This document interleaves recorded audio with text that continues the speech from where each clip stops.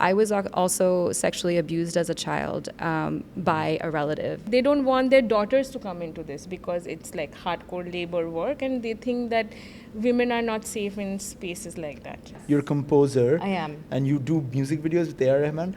I found out her page yesterday and I have been obsessing about her music. The funny thing is, he brought Ganga mati in suitcases to JFK airport, and at that time they didn't check his suitcases, and he thought that that was like Durga Thakur's blessing. 4 days, my mother would cook everything by hand, starting from chop, mishti, khichdi, labra, like everything.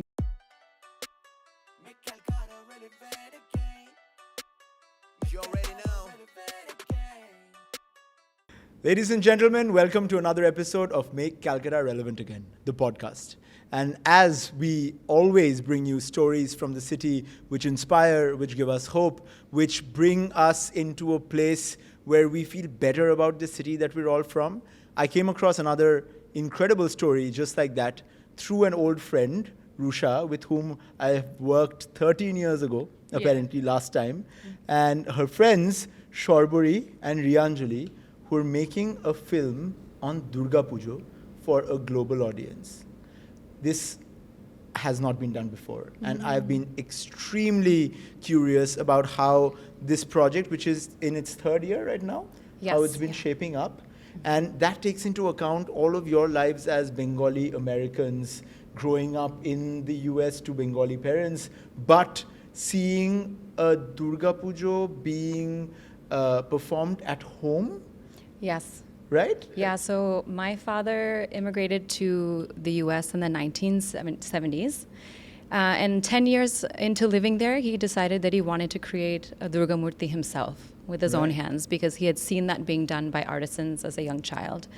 The funny thing is, he brought Ganga mati in suitcases to JFK airport, and at that time they didn't check his suitcases, and he thought that that was like Durga Thakur's blessing, that it didn't get taken away from him. They could have freaked out. They could have freaked out. They could have taken his suitcases. Quarantine. I can imagine like getting stuck for. I mean, try to do that now, and that would not fly at all. Oh God. But anyway, and so for 2 years he worked on it, and finally in 1983 we had our first Durga Pujo at home, and we've been celebrating for 40 years.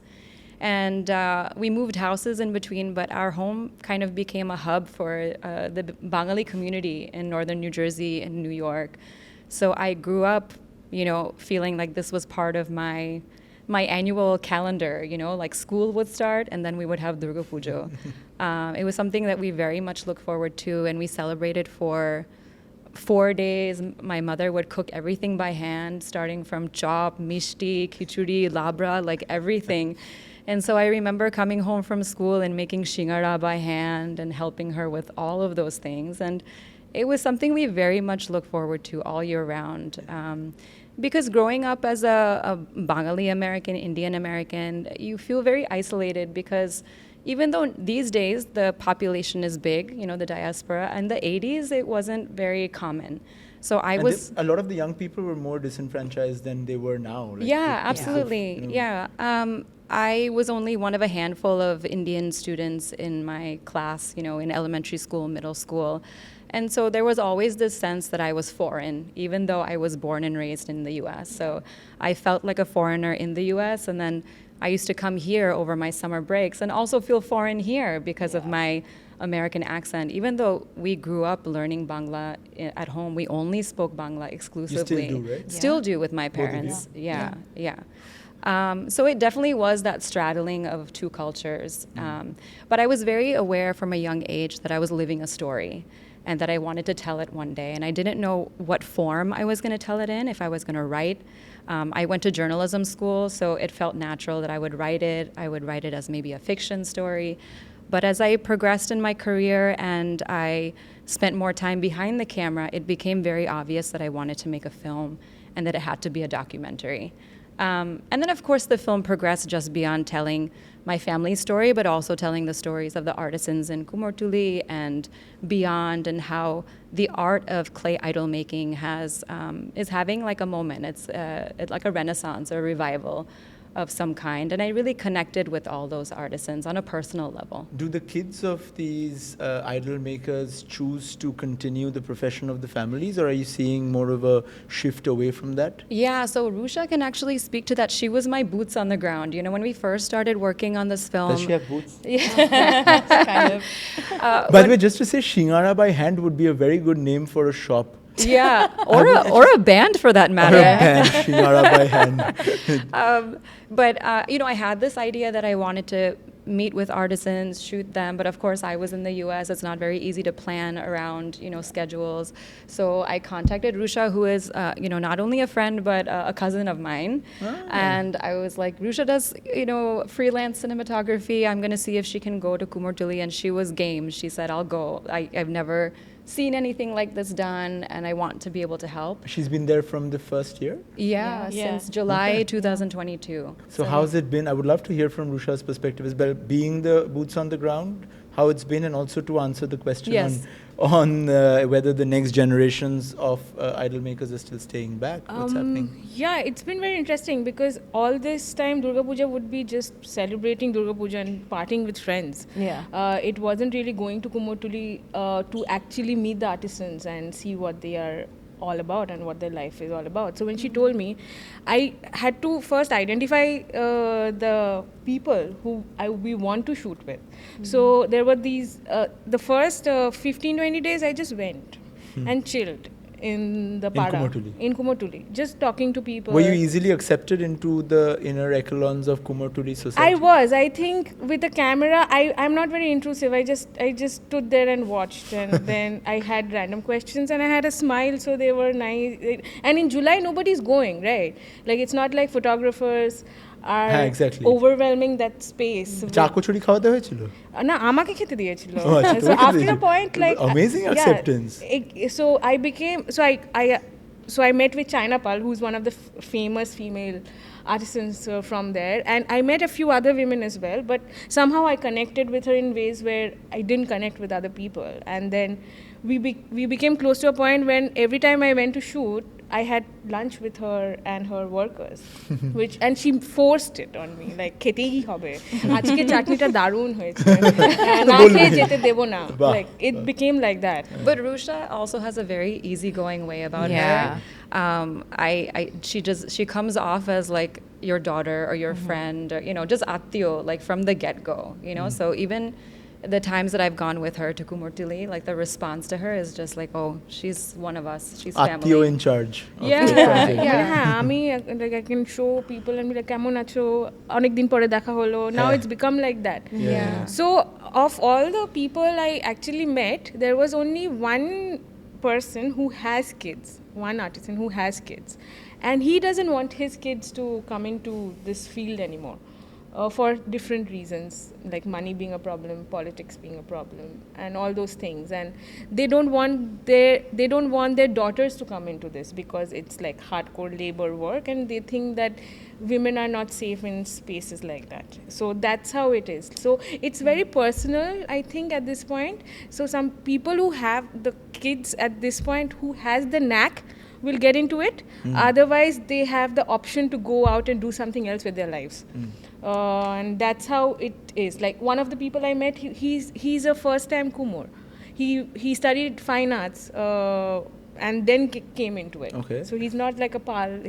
His name is untold, and he's the first generation kumor in his family. ওখানে একটা video বানাবি তো, আমার নাম অয়ন দত্ত, আমি পাল নই। আমি পাল নই, হ্যাঁ, মানে he said it like that. Oh, he said it like that? Yeah, because it seemed, মানে তার আগে আমি জানতাম না like how all of them have come from Krishnanagar and has settled in Calcutta in the 70s and 80s, and that's how this entire para became what it is, like maybe even before 70s and 80s, I think. So yeah, that's how it is. I met different people, and not everybody is a professional like artisan. So one of them is a fashion photographer I met, and it was his second or third year of making Thakur, and I met him through a friend called Bobo, and with whom we actually made that movie back in 2011, 2012, Guide Gufran. Guide Gufran, yeah. So the beginnings of Blooper House. beginnings of Bobo Calcutta, beginnings of all of our All lives. of our lives, yeah. Crazy actually Yeah. to think that we've come And we far. recorded Sukanya for Guide Go Front. That is true. And then And, we're using her she- music Yeah. for this as well. We That just is recorded also her true. this track. It's very Yeah. funny. We're now at Top Cat. Sukanya used to work here. She used to no be way. yeah, she used to be at some point the engineer. Wow. There was a time wow. that she was also I mean, she's an old friend also, but she's a big part of the alternative art scene here in Her Calcutta voice as well. is amazing. Insane. We're so Oh, excited yeah. to be She's so able to good. work with her. And such a small world because I didn't introduce her to Sukanya. She found Sukanya. I found Yeah, her. online, Yeah. yeah. So I was a fan of Medieval Pundits, and I saw Oh, yeah. like a track that she very good. was in, and I was like, I have to work with her. Yeah. And I reached out, and she was very amenable to She's meeting just us. cool. And She's effortlessly cool. Yeah. Sukanya. Yeah. she's so down to 100%. earth, though. Yeah, Again, it's it just amazing. feels like organically we created this team. Yeah.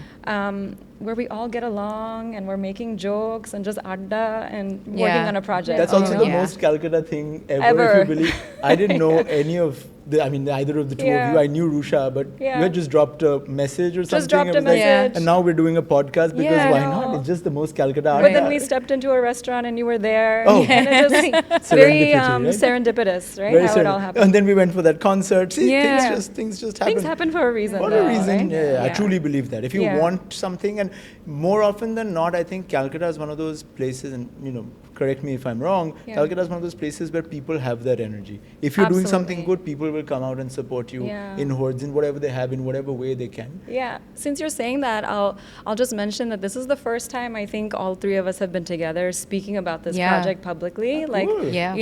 for a virtual audience. But I'm so happy that it's in Kolkata Yeah. because this is where the story really, Had to be. takes Yeah. place. It had to be this way. And on the Make Calcutta Relevant Again podcast also. Yeah. Exactly. Yeah. Rianjali, Yeah. how did you get involved with the project? You have a Yeah. background in music. Yes. You're a composer. I am. And you do music videos with A.R. Rahman. I found out her page yesterday and I have been obsessing about her Oh my gosh. music. I shared her songs last Oh night. my gosh. What a beautiful voice. And then there are these really famous musical personalities that you've seen online. All of them comment on her videos. Oh They're- my They gosh. seem to be her fans. So I'm just like really confused. Who are you, Rianjali? What is my going gosh. on? Who am I? Who What an are you? It's an existential question. I'm Yeah. still trying to figure that out. I am a musician. I used to be a case manager because back home, I think a lot of us experience this. The moment you tell we're all very artistic as Bengalis, right? But the moment it becomes anything more than that, it's an absolute no. So I went into clinical psychology, I got my master's, and then I just got an opportunity to work with A.R. Rahman, and I thought I was getting punked, so I didn't believe it. But anyways, that was 9 years ago, and I turned into singer-songwriter, composer. I've been singing since I was young, but I've always had a passion for just storytelling. Even my songwriting is very much storytelling. And so I picked up a camera maybe 6 years ago and I just started filming little stories, just DIYing it because didn't have the money to make a full production. And some of those stories got into film festivals and I was like, is this actually decent maybe? Like, do I possibly have an eye for this? And I think you saw one of them, right? Seeing God, Yes. possibly? I think because that's I think the one I you saw mentioned, that, yeah. and then I reached out to you. Yeah. Yeah. But we have been in touch. I used to go to those pujos at her parents' house. So we're all family started. friends Yeah. from like 15, 20 years ago. Yeah. Okay. And I always knew that she had gone into, social work. Yeah. And then I saw that she was doing more creative things. So just like, with Rusha, it was just kind of an organic thing, reaching Yeah. out to her and seeing if she was interested. And she was like, of course, I'd yeah, love I to was help like, you. let's do this. And this was 3 years ago. And so much has changed for, I think, all of us. It was kind of cool to hear Rusha say today that as she was interviewing everybody in Kumartuli, she didn't feel herself that she could do that, just walk into those spaces and start talking to them. And it was really nice to hear you say that it changed how you kind of approach your, I guess, process as a DP, right? Yeah. And for me, our company's really grown and advanced so much since then. And she's like really blossomed into a filmmaker. She's working on like several different projects now. So I feel like the three of us have just grown together and also separately through this project, Through you this know? project, yeah. But yeah, that's I guess who I am so far. And now But yeah. you're making the... I'm one of the producers, and producers. I will be composing the music as well. And that's still to be done. So Yes, yeah, that's still to be done. We're going to wait until the final bits of it. But yeah, my production company as well as hers, we're co-producing this together. if I do end up seeing this film at this point, there's no music. There is music for our pitch reel. There is some Yeah. beautiful Okay. music Yeah. that Okay. she composed Original for the music. Which pitch has reel. also been composed by you? Yes, correct. Yeah. And it's Yeah. gorgeous. It's it really evokes that emotion that we were trying to show. So, Yeah. so tell us a bit more about the film itself. I mean, Yeah. we did not plan this really like a film promotion situation. Yeah. No, But yeah. it's a beautiful story being made about a very Calcutta-centric story, I guess. But it's Yeah. not only also just about Durga Pujo. So help me Absolutely. understand why the film, what's it called again? It's called Incarnations of I.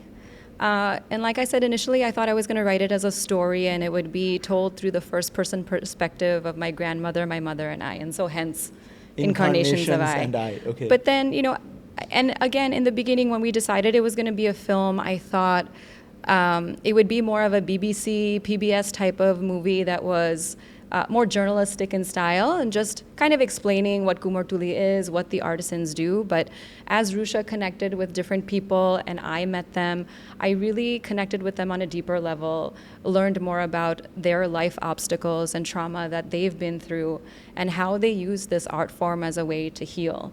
And that really resonated with me because growing up, I had trauma in my life.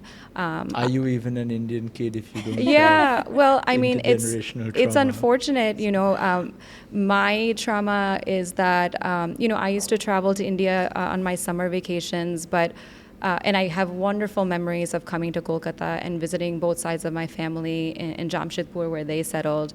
So just going between those two places. But I was also sexually abused as a child by a relative, on those summer holidays. So that is something that I kept buried, within me for decades.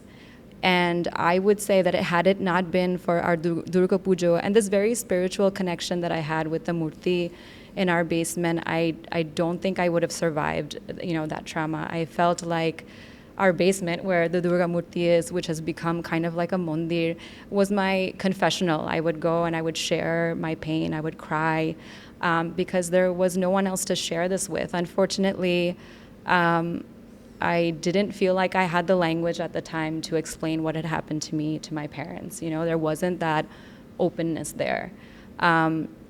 So when I met the artisans and they each kind of expressed different traumatic situations that they had gone through, I felt this like incredible sense of connection and community with them. And I thought, how incredible is this that halfway across the world, someone who is transgender, someone who is a young man, someone who is in Kumartuli, who is an older woman, that I feel so close to them because we all have this faith. We all are basically in love with this art form. And it also helped me have very difficult conversations with my parents. As a result of talking to the artisans, I was able to finally tell my parents about what happened to me just last year. So I think the film became a vehicle for talking about these very, very difficult moments. My father then opened up about losing his mother at a very young age, which throughout my lifetime, he had never talked about his grief. And so that is my hope, that this film, not just for Bengali-Americans, but for Bengalis everywhere, South Asians everywhere, and even people outside of our culture, that it gives them a reason to have challenging conversations with their family members about trauma that they have kind of held within them, and just the power of creativity to give you an outlet to talk about these things. I do see a lot of parallels between like murti making and that organic process and also making this film. Yeah. I did take portions of my father's statue, like broke the Ganesh, broke the Shingho and Oshur and remade them. So that was, that part of it. But I think making the film is like my offering. It's more than just my story. I think it's a story, unfortunately, that women often go through. Like 1 in 3 girls under the age of 18 have experienced sexual assault or abuse. It's a very unfortunate statistic, but I think we should be talking about that more. I think we should be talking about, one of the artisans has attempted suicide. Another artisan has lost her father and is taking care of her elderly mother, and that's a very hard dynamic for a single woman to be a caretaker. So there is a lot, I think, in Bengali culture and South Asian culture that we hold on to and we need to let go. And I see a parallel in that of like Durga Pujo, we do our pujo, but then we let her go, right? So this is my letting go.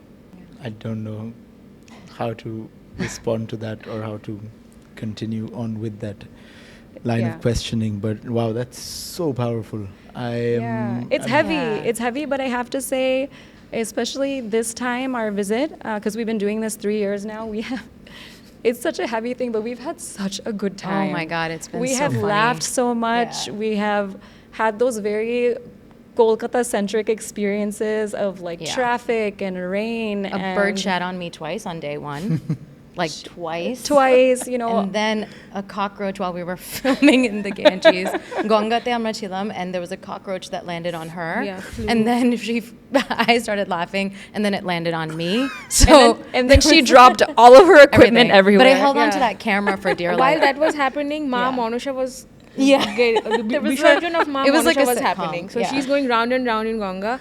Ria is jumping. Her camera equipment is flying. And there are people who are smoking cigarettes and They're looking just at like us. watching They're us like, who the "What's hell happening? are Who these people? And when it happened to Rusha initially, there was a guy next to her, and he was like, "Excuse me, cockroach." That's it. That's all he said. And she was like, what does that mean? So a lot has, it's really every time we come here, I feel like the three of us are just like giggling and laughing and eating kati rolls and just, I don't know, there's a lot of joy that's also been brought out. That's how you're dealing with trauma. That is, I mean, 100%. honestly, with food, with a lot of food. Yeah. The Bengali way, also doing it 100%, proper. yeah. With katti rolls, with aloo paratha, like katla mach, like all the things, Yesterday, I think I was chatting with Rianjali and I said, oh, and I'll keep a guitar also, it is there in the office, but I'm running really late for my next meeting, so I don't know if you can bring the guitar out anymore. But I said, I'm going to bring the guitar out. And he was like, oh, you sound just like my dad. All of my life. Incarnation. Gun baja. Oh my God. I mean, all of us, right? Yeah. Like, I learned classical music, and whenever there was a family gathering, nemontonno, and my daknam's Moon, right? Moon. Harmonium ta nahi aaya.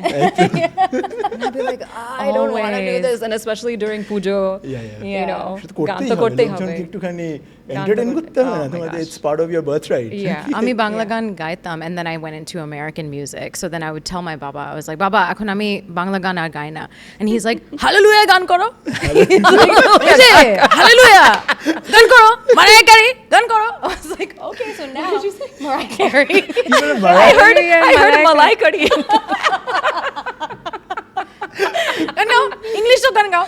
And all the mashis are like, I was still stuck on the food. Hallelujah. খুব ভালো, খুব ভালো. I was like, what the hell is happening? My best friend's just sitting there like, can we go back upstairs? So that's what you saw. I was like, this is traumatic for me. You I'm telling me I'm going to sorry. bring out the guitar. I'm sorry. I wanted to engage in that together. I was like, it'll be such a joyful moment. We're going to have a brought out guitar. the guitar right now. Gun go. Rianjali. It was not meant to be like a very hallelujah. I think we're going to put that in the promo of this. Hallelujah. Somewhere, hallelujah. And harmonium mein hallelujah. Oh my God. It'd be so confusing. It's a I Durga think we Pujo should movie call with this hallelujah. episode Harmonium mein hallelujah. Oh my God. That would be truly like giving. What is the Durga Pujo tie into that? I don't understand. হবে না, হবে না। হবে না। Harmonium mein hallelujah হবে na. The quintessential Because Calcutta story Shingara about is in Durga the Puja. hand. Because Shingara in the hand. Yeah. It's a very long title. এত বড় title ঢোকানোরই জায়গা Oh my নেই। gosh. Anyway, no, But this is just a snippet. I mean, Yeah. like, it is a heavy film, but there's been, behind the scenes, there's a lot of joy. Yeah. I think that's what keeps us going. Like, we Yeah. wouldn't be able to make it otherwise, right? Yeah. So, but do you feel lighter? Like it's. I do.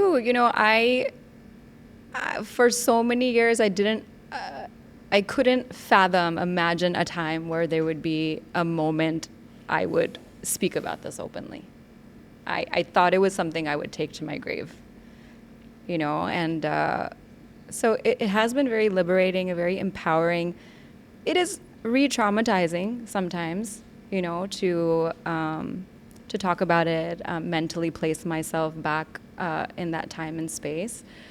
But I think it's important. I feel like it's a big step forward. I don't think, a question I got recently is, have you healed? I don't think there's an end point to that. I would not want to enter that space at all. I think that's... Even like grief, it ebbs and flows. Some days it's worse than others, but I think it's important to share. I really hope it encourages other women and other girls to speak up.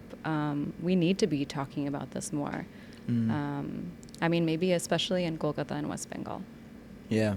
We talk a lot about optimism on this podcast, and we talk about, also creating space for conversations. And I'm glad that this conversation inadvertently came in here, and it's really brave of you to speak about this. I'm glad you decided to. Yeah. It was not premeditated. It was something that... But I think I was encouraged by the people I met through the film. Really, and I've told each and every one of them, the Shritoma, who is a makeup artist, content creator, she also happens to be transgender. I think when she spoke about her trauma and her suicide attempts and finally speaking with her parents openly, it was very inspiring. And it was kind of shortly after having conversations with her that I thought, I can do this. If she can do this, I can do this. And which is incredible because we live very different lives, but we connected on a human level, on a soul level. I really felt that. I think the last time we filmed, when we left, she was like, please abaresho. And it was like in such a sisterly kind of way. And I remember, I think there were so many times I was behind the camera and it's just tears. I remember Jay was like, is she okay? And I was like, because every time the thing about documentary filmmaking is you don't know what to expect. Yeah. Even this story, like she said, we thought it was going to be a very educational BBC, PBS type of documentary. We figured it out along the way. Even Sharbari's conversation with her parents and just the knowledge of the sexual assault. This was all new to me as well as a producer. I didn't know any of this coming into the story, into working with her. That's true. Yeah. I should say that I hadn't told Rusha or Ria when we first started working on it. And then over time, I first told Rusha and then I told Ria. So I had to give myself a lot of time and grace to go through that. I didn't feel like I wanted to push myself. And it all happened very naturally in time, I think, when it was supposed to happen. And do you think, I don't know if it's an easy question to answer perhaps, but as a producer, do you think that this knowledge changed the lens with which you saw the film? Absolutely. I think already we were taking the angle of healing through art, but I really looked at this as Sharbari is telling us a story and connecting with so many different people, and in turn, I felt connected. It's not like I'm just a producer making a film. I was having the same conversations with them and watching her as she's blossoming into being more comfortable. And I think it made me realize, like, if me as a producer who's supposed to be very calculated about my thoughts on how to make a film can feel all of these things, I can only imagine what others would feel once they watch it. And I think that's the human aspect of it. I didn't think this was going to be such a personal story, and it really ended up becoming that. And these days, speaking from a producer's POV, we're always told, don't make documentaries, they don't make money. Don't make it so niche because nobody's going to watch. And we're American, right? We are Bengali, but we're born and raised in New York and New Jersey. And we speak to agents all the time, and they're like, this is really specific. And yet, I think this is exactly what we need. We need the specificity. We need the niche topics, because you'd be surprised how many people do relate to that. Even outside of Bengalis, outside of Indians, outside of Bangladeshis, there are so many people who would relate to that human emotion. I think there's a two-part situation here where I feel like when agencies and producers come back to us and say that this is too niche, that they're really not aware of the market and how large it is. I mean, there are 100 million people in West Bengal. Yeah. There's 300 million Bangla speakers in the world. Yes, it's not including Bangladesh and not including the diaspora. So I think there's just a level of ignorance maybe on how large the market is and how dismissive they're being with that. And then beyond just the Bengalis, speaking population, the fact that, what Ria said, that these are human things that we're talking about, that they're universal. The medium is Bangla, right, for the film? It's Bangla and English. Bangla and English? Okay. Yeah. But I think anybody can relate to what we're talking about. And so it's just a window we're using. We're using the window and lens of Durga Puja to have these harder conversations. And I think that can apply to Christianity, it can apply to Islam, it can apply to Judaism, because everybody has their traditions and their secrets, right? Yeah. So. When I got into this podcast, I knew that Incarnations and I Of I. was a very specific project, and a project like this had not been attempted before, looking at Durga Puja through this lens. But now I know even for a fact that something like this has not been attempted before, purely because of like the personal lens that you bring into it. And I think it's going to be such an interesting take on the Durga Puja. I hope I'm not dismissing it in any way. Or No, not at all. It's so integral to it. Yeah. So what can a Calcutta lover, a Durga Puja lover, we are all gung-ho about Durga Puja these days. Of the Puja, the 10 days, we are, all about the Durga Puja, and we are like all about Ma Durga and about Calcutta pride and about Durga Puja pride. So what can somebody like that do for a film like this so that it gets shown to a lot more people? If you could, what are the next steps for the film? Yeah, absolutely. So we are starting to crowdfund for finishing funds for post-production, so to hire an editor, color grader for music composition. And so we will be launching that crowdfunding campaign next month. So you can visit the website at incarnationsofi.doc.com, and there's a donate button. Anything, you can donate towards that if you want to support something like this, and make sure that it gets on screens and it gets shown to everybody, and just spreading the word, sharing our Instagram page and letting people know about our project. Like I said, this is the first time we're speaking about it, the first time I feel comfortable enough sharing, and so I'm excited for people to watch, for it to resonate with everybody. So just that support. So hopefully the next time that we have a conversation on this podcast, it would be about the amazing work that this film has done in hindsight in changing people's lives. I hope so. And getting so many more people around the world to know about the Durga Puja, but through this very, very unique lens that you've chosen. Yeah. It's been a pleasure having all of you on the podcast. Thank you. Thank you so much. Thank you for Rusha, having us and Sharbari. giving us the opportunity to be together and talk about it. Yeah. It's really cool that it's in Kolkata. I keep thinking about that. It's very rare that we get to come back, and not only just come back, we used to just see family all the time, Yeah. So this is really special, so we very much appreciate it. Yeah. I'm glad. So ladies and gentlemen, in the meantime, as soon as the link is out, we're going to make sure you have a chance to participate in the crowdfunding campaign for Incarnations of I. Yes. Yes. I did not make yes, for Incarnations of I. And in days to come, we can all have this incredible privilege of saying that we made this film together from Calcutta. Let's make Calcutta relevant again.